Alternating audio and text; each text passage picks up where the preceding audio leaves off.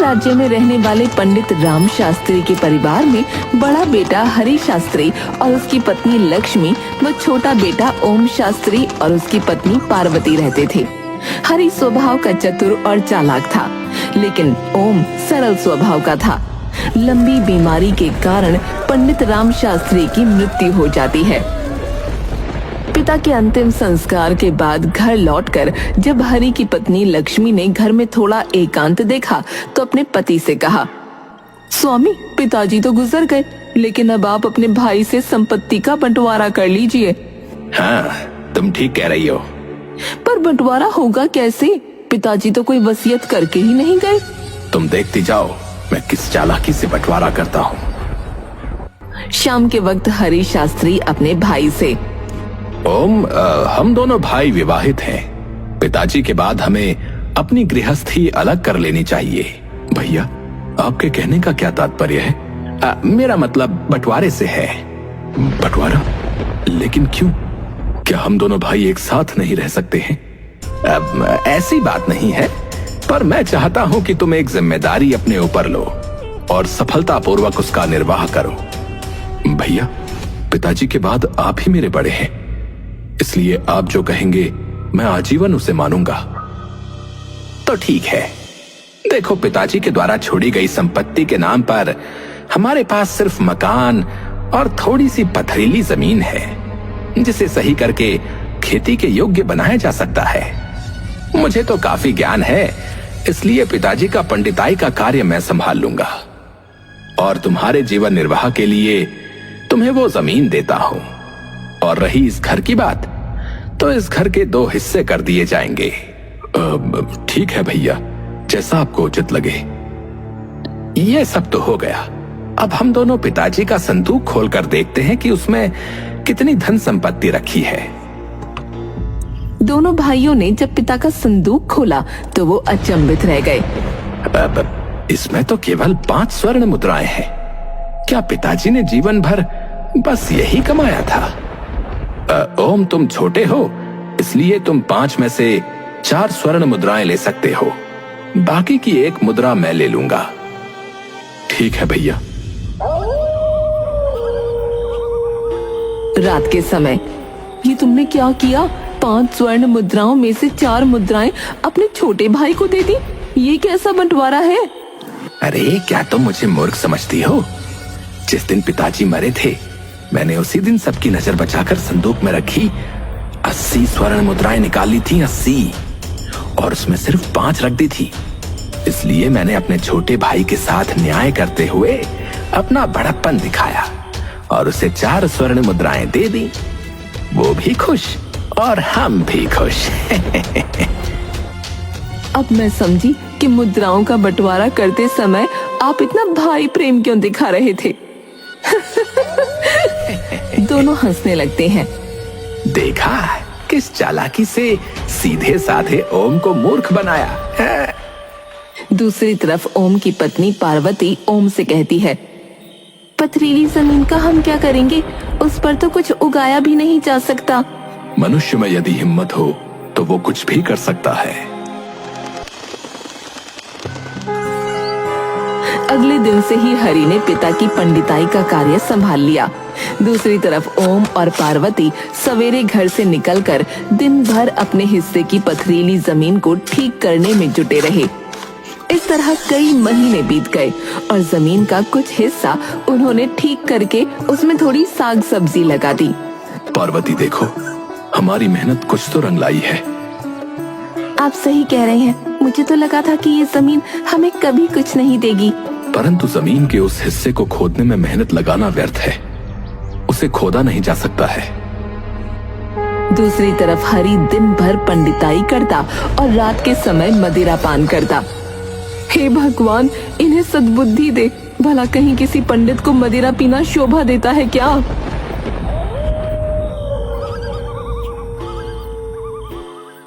समझ नहीं आ रहा है कि आखिर करूं तो क्या करूं। इतनी मेहनत करने के पश्चात भी गरीबी है कि पीछा ही नहीं छोड़ रही। और बंटवारे में मिली स्वर्ण मुद्राएं तो हमने कब की बेच दी। अब तो कुछ भी नहीं है। वो ईश्वर से प्रार्थना करता है, हे भगवान, अब आपका ही आसरा है, आपका ही सहारा है। संकट की घड़ी में अब आप ही मेरी मदद कर सकते हैं। ऐसे ही दिन बीत रहे थे और एक रात ओम सो रहा था। उसने स्वप्न में एक व्यक्ति को देखा। ओम, अपनी पथरीली जमीन के दूसरे हिस्से को तुम क्यों नहीं खोदते? उस हिस्से को मैं कैसे खोद सकता हूँ? वहां तो बड़े बड़े पत्थर गड़े हुए हैं। उन्हें खोदने के प्रयास में मेरी कई कुदाल टूट गई। कुदाल की चिंता ना करो, बस हिम्मत रखो और उस भाग को खोदते ही तुम्हारे बुरे दिन समाप्त हो जाएंगे। ठीक है श्रीमान, आपके कहने पर मैं ऐसा ही करूंगा। पर आप हैं कौन? तो तुम मेरा परिचय पूछना चाहते हो? हाँ श्रीमान, मैंने आपको पहचाना नहीं। मैं वही हूं जिसको पुकार कर तुम बार बार यही कहते रहते हो कि अब मुझे आपका ही सहारा है। अर्थात आप प्रभु हैं। तुम स्वयं समझ सकते हो कि मैं क्या हूं। तभी ओम का स्वप्न टूट जाता है और वो उठकर बैठ जाता है। क्या मैं कोई स्वप्न देख रहा था या वास्तव में भगवान ने मुझे दर्शन दिए? तभी उसकी दृष्टि अपने सिरहाने पर रखी कुदाल पर पड़ी। अरे, ये कुदाल यहाँ किसने रखी? हैरान होते हुए उसने कुदाल अपने हाथों में उठा ली। कुदाल तो बड़ी मजबूत है, ठोस धातु की बनी हुई है। पृथ्वी पर तो ऐसी मजबूत कुदाल आज तक नहीं देखी। परंतु इसे यहाँ कौन रख गया? तभी उसके मन में एक विचार आया। कहीं सच में भगवान ने मुझे दर्शन तो नहीं दिए और उन्होंने ही ये कुदाल स्वयं मेरे सिरहाने रख दी हो? हाँ, अवश्य यही हुआ होगा, अवश्य।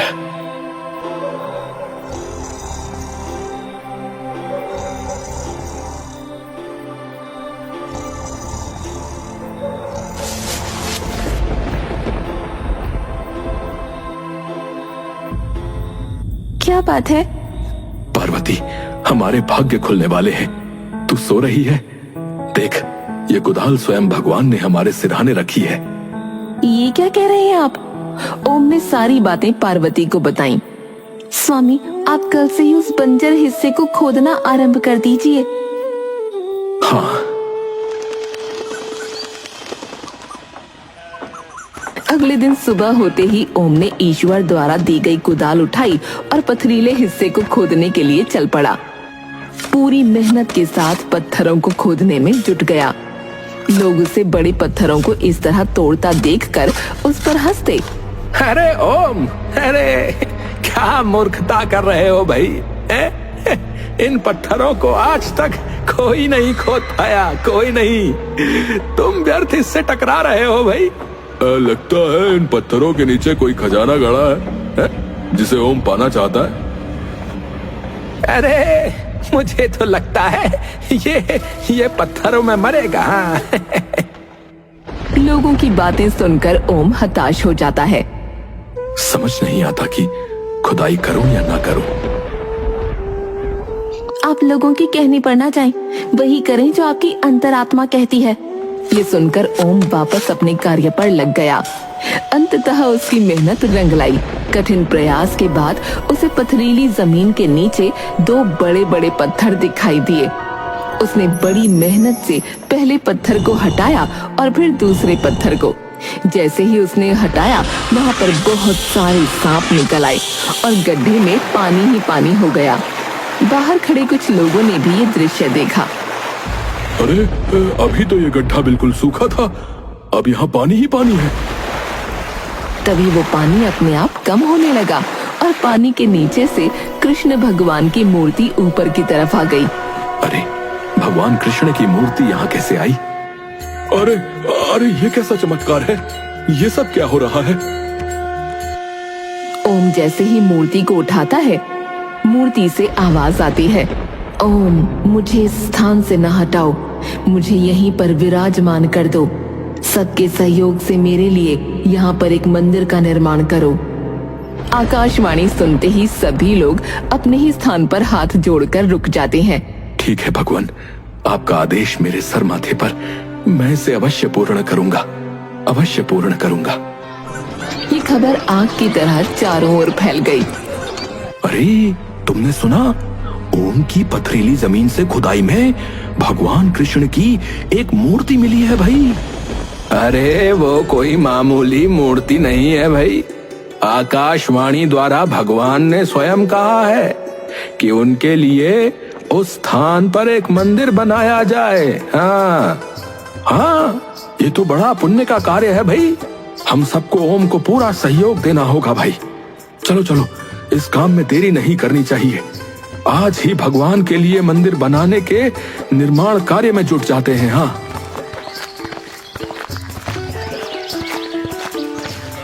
कुछ लोग ओम के पास पहुंचकर बाकी के पत्थरों की खुदाई का कार्य करने में जुट गए। दूसरी तरफ रात के समय, कुछ सुना तुमने अपने भाई ओम के बारे में? उसे भगवान कृष्ण की एक मूर्ति मिली है। तो मैं क्या करूं अगर मिली है तो? ओम लोगों के सहयोग से उस स्थान पर मंदिर बनाने जा रहा है। अच्छी बात है, बनने दो उसे। अगर ओम ने वहाँ मंदिर बना लिया तो तुम्हारी पंडिताई के कार्य पर बहुत फर्क पड़ेगा। हो सकता है वो खुद पुजारी बन जाए। जब ऐसा होगा तब देखी जाएगी। अभी मुझे मदिरा पान करने दो और चुप रहो। मुझे क्या, तुम्हें एक दिन इस बारे में अवश्य पछताना पड़ेगा। दूसरी तरफ मंदिर का निर्माण कार्य जोरों शोरों से चल रहा था। हर कोई अपने सामर्थ्य के अनुसार निर्माण कार्य में सहयोग दे रहा था। इस बीच एक रात जब हरि अपने घर पर मदिरा पान कर रहा था तो एक युवक ने उसे देख लिया। राम राम राम राम, कैसा कलयुग आ गया है। एक पंडित मदिरा पी रहा है। ऐसे भ्रष्ट पंडित के हाथ से कोई शुभ कार्य नहीं करवाना चाहिए। मैं अभी ये बात सबको बता कर आता हूँ। भाई भाई में कितना अंतर है। एक भगवान के लिए मंदिर के निर्माण कार्य में जी जान लगा कर लगा है और दूसरा मदिरा पीकर गिरे जा रहा है।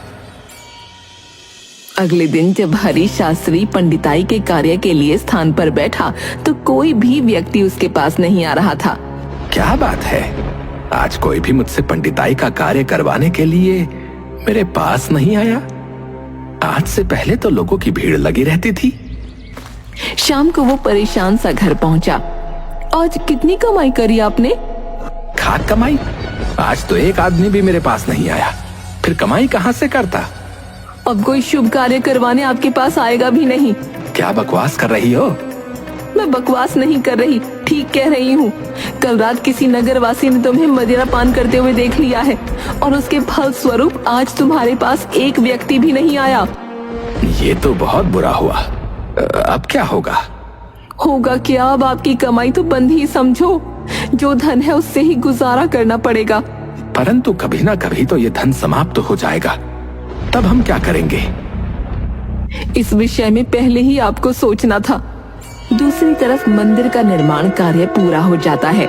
नगरवासी बड़े ही प्रसन्न होते हैं। बेटा ओम, आज से हम तुम्हें मंदिर का पुजारी नियुक्त करते हैं भाई। कुछ स्वर्ण मुद्राएं दे दो ताकि मैं मदिरा खरीद कर ला सकूं। मदिरा के लिए तो मैं तुम्हें स्वर्ण मुद्राएं क्या, एक फूटी कौड़ी भी ना दूंगी। क्या कहा? मेरी बिल्ली मुझी को म्याऊं? ठहर जा, अभी मजा चखाता हूँ। अगले ही पल हरि लक्ष्मी को एक थप्पड़ लगा देता है। तुमने मुझे थप्पड़ मारा? मुझे क्या करना है तुम्हारे धन का? जैसे चाहो वैसे खर्चो, कुएं में डालो या मदिरा में। लक्ष्मी ने संदूक की चाबी हरि के आगे फेंक दी। है, मेरा कमाया हुआ धन मुझे ही नहीं देने की बात कर रही थी। है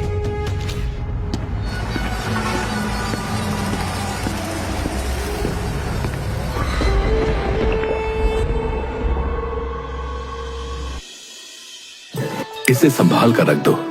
ये मंदिर में आने वाला आज का चढ़ावा है। स्वामी, अब हमारे दुख के दिन बीत गए हैं और सुख के दिन आ गए हैं, वरना हरि भैया और लक्ष्मी बहन ने तो हमारे साथ गलत करने में कोई कसर ना छोड़ी थी। सब भगवान की कृपा का फल है।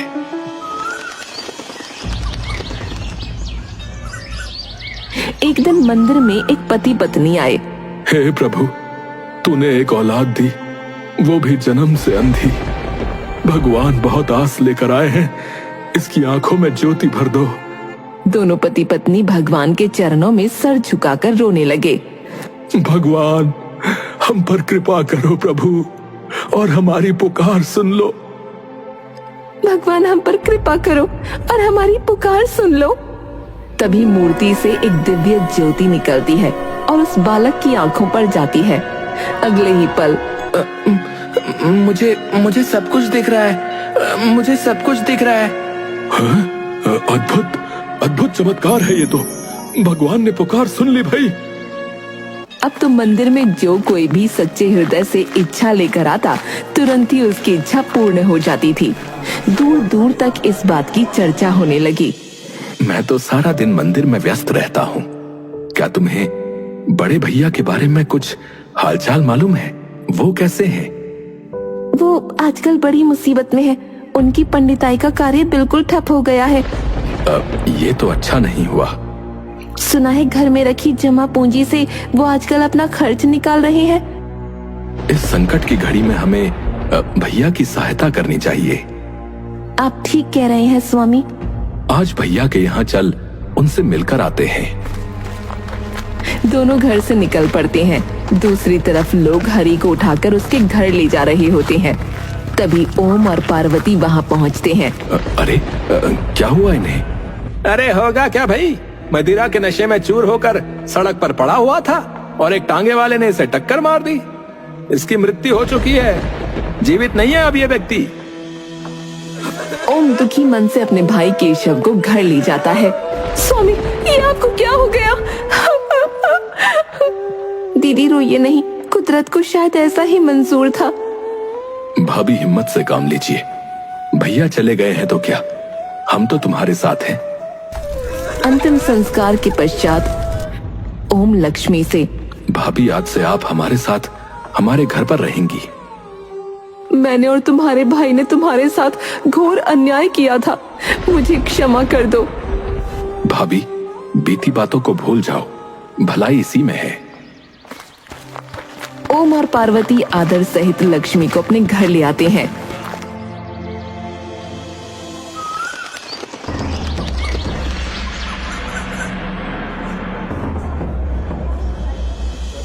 हमारे राज्य में भगवान कृष्ण की ऐसी चमत्कारी मूर्ति है, हमें वहां जाकर उस मूर्ति के दर्शन करने चाहिए। अवश्य महाराज, मैं इसका प्रबंध कर देता हूँ। दूसरे दिन राजा बलदेव दर्शन के लिए निकल पड़ते हैं। जैसे ही उनका रथ महल के मुख्य द्वार से बाहर निकलता है, अचानक रथ के पहिए रथ से अलग हो जाते हैं और महाराज को महल वापस लौटना पड़ता है। आज दर्शन ना किए तो ना सही, कल जाकर दर्शन अवश्य करेंगे।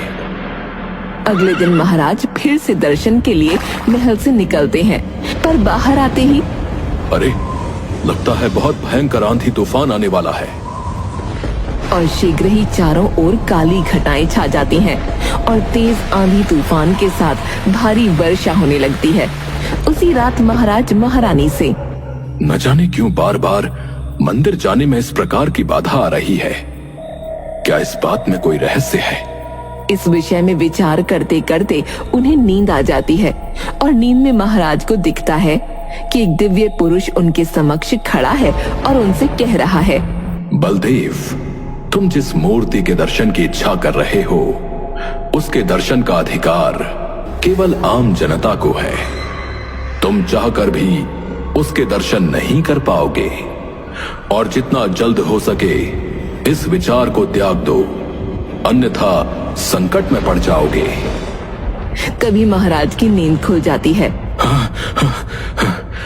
ये मैंने कैसा स्वप्न देखा? अगले दिन होते ही बलदेव अपने गुरु महर्षि मतंग के पास पहुंच जाता है। अचानक कैसे आना हुआ बलदेव?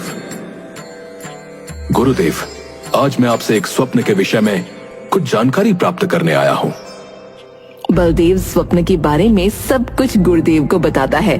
गुरुदेव, मैं ये जानना चाहता हूँ कि मैं उस मूर्ति के दर्शन क्यों नहीं कर सकता? भगवान ने मेरे स्वप्न में आकर मुझे इस बात की चेतावनी क्यों दी है? महर्षि मतंग ध्यान से बलदेव की बात सुनते हैं और ध्यान में लिप्त हो जाते हैं। कुछ देर बाद जब उनका ध्यान खत्म होता है बलदेव, जो मूर्ति खुदाई में मिली है उसे 500 वर्ष पूर्व तुमने स्वयं अपने हाथों से उस स्थान पर फेंका था। ये आप क्या कह रहे हैं गुरुदेव? हाँ बलदेव, सच्चाई यही है। आज से 500 वर्ष पूर्व मुंगेर राज्य के स्थान पर रत्नागिरी नाम का राज्य था। रत्नागिरी राज्य पर राजा चतुर्भुज का राज्य था। वो पक्का नास्तिक था। दुर्भाग्यवश जिस राजकुमारी रूपाली के साथ उसका विवाह हुआ वो मीरा की भांति कृष्ण की दीवानी थी। विदाई के समय वो अपने साथ भगवान कृष्ण की प्रतिमा हाथ में लेकर आ रही थी। तब उसके पिता राजा शीतल सेन ने कहा, बेटी रूपाली, राजा चतुर्भुज भगवान के नाम से भी चिढ़ता है। तुम ससुराल पहुंचकर कृष्ण भगवान की पूजा कैसे कर पाओगी? पिताजी महाराज, आप चिंता न कीजिए, मैं इसका कोई न कोई उपाय खोज ही निकालूंगी। रत्नागिरी पहुंचने के कुछ दिनों के पश्चात रानी रूपाली ने रत्नागिरी के प्रधानमंत्री श्यामल को अपनी योजना का हिस्सेदार बना लिया। रानी रूपाली प्रधानमंत्री से, राज्य की सीमा के बाहर एक मंदिर बनाया जाए, मैं उस मंदिर में कृष्ण भगवान की मूर्ति की प्राण प्रतिष्ठा करवाऊंगी। जी महारानी जी। ध्यान रहे महाराज को इस बात की भनक भी न लगे। महारानी जी, मैं भला महाराज को यह बात क्यों बताऊंगा, बल्कि मुझे तो इस बात की प्रसन्नता है कि राज्य में किसी ने तो भगवान का नाम लेने की हिम्मत की है। कुछ ही दिनों में प्रधानमंत्री के आदेश पर राज्य की सीमा के बाहर एक मंदिर बनकर तैयार हो गया। रानी रूपाली राजा की नजरों से बचकर उस मंदिर में कृष्ण की प्रतिमा की प्रतिष्ठा करने आई।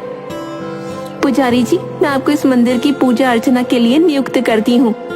जी महारानी जी। अब रानी प्रत्येक रात्रि को राजा चतुर्भुज के गहरी नींद में सो जाने के बाद रथ पर बैठकर कृष्ण भगवान की पूजा हेतु सीमा पर स्थित मंदिर की ओर चल देती थी। मंदिर जाकर वो पूर्ण भक्ति भाव से कृष्ण भगवान की पूजा आराधना करती। एक दिन अर्धरात्रि के पश्चात अचानक राजा चतुर्भुज की आंख खुली तो उन्होंने रानी रूपाली को वहां न पाया और बहुत खोजने पर भी रानी उन्हें महल में नहीं मिली। तब अगली रात्रि वो रानी रूपाली का पीछा करते हुए सीमा पर स्थित मंदिर में जा पहुंचा। चतुर्भुज के क्रोध की तो कोई सीमा ही नहीं रही। रानी, तुम आज तक हमें धोखा देती रही हो। हमारे होते हुए तुम इस पत्थर की पूजा करती थी। महाराज, मैंने आपको कोई धोखा नहीं दिया है। हमारे राज्य में तुम्हें पूजा आराधना करने की हिम्मत कैसे हुई? हम तुम्हें तुम्हारी इस दुष्टता का दंड अवश्य देंगे। ये कहकर चतुर्भुज ने तलवार निकाली और उस पंडित को मार दिया। महाराज, ये आपने क्या अनर्थ कर दिया? मैं इस पत्थर की मूर्ति को अब यहाँ नहीं रहने दूंगा। महाराज रुक जाइए और अनर्थ न करें। चतुर्भुज ने मूर्ति को उसके स्थान से उठाया और धरती पर फेंक दिया, परंतु जरा सी पत्थर की मूर्ति पृथ्वी पर गिरने से एक विशाल गड्ढा हो गया। महाराज, आपने मेरे भगवान का इतना अपमान किया है, अब मैं जीवित नहीं रह सकती। ये कहते हुए वो उस गड्ढे में कूद गई। महारानी रूपाली, ये क्या किया आपने? ये क्या किया? तभी रत्नागिरी राज्य में मानो प्रलय सी आ गई हो। सारी सृष्टि उलट पुलट हो रही थी। पूरा राज्य पल भर में तहस नहस हो गया और चतुर्भुज मंदिर में ही दबकर मर गया। बलबीर, ओम को जिस स्थान पर कृष्ण की मूर्ति मिली 500 वर्ष पूर्व उसी स्थान पर वो मंदिर था जिसे रानी रूपाली ने बनवाया था। रानी रूपाली की आत्मा ने 500 वर्षों तक भटकने के बाद अब ओम के रूप में जन्म लिया है और राजा चतुर्भुज ने तुम्हारे रूप में। आप ये क्या कह रहे हैं गुरुदेव? बलदेव, 500 वर्ष पूर्व तुमने उस मूर्ति का घोर अपमान किया था, इसलिए भगवान नहीं चाहते कि इस जन्म में तुम उस मूर्ति को देख सको। गुरुदेव, राजा चतुर्भुज के रूप में मैंने जो अन्याय किया था, क्या उसका कोई प्रायश्चित नहीं है? उपाय है। तुम किसी शिल्प से भगवान कृष्ण की वैसी ही मूर्ति बनवाकर अपने महल में स्थापित करवाओ। मैं ऐसा ही करूंगा गुरुदेव।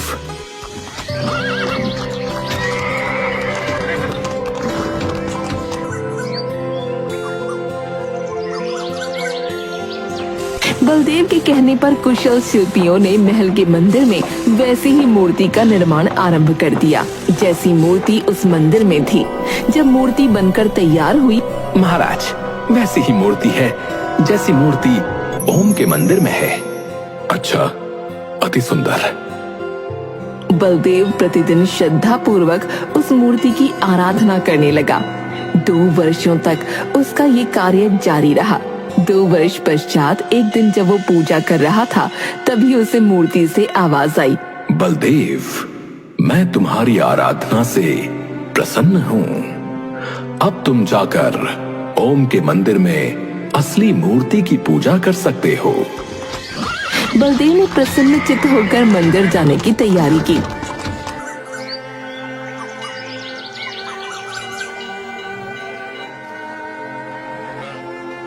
उसकी आंखों से अविरल अश्रु धारा बह रही थी। भगवान, भगवान, आज आपने मुझ अधर्मी को क्षमा कर दिया। मुझे क्षमा कर दिया प्रभु। तत्पश्चात महाराज ओम से, ओम, भगवान ने मुझे तो क्षमा कर दिया, अब तुम भी मुझे क्षमा कर दो। मैं तुम्हारा भी अपराधी हूं। महाराज, ये आप क्या कह रहे हैं? ओम, मैं ठीक कह रहा हूं। आज मैं तुम्हें राज पंडित घोषित कर अपने अपराध का प्रायश्चित कर रहा हूं।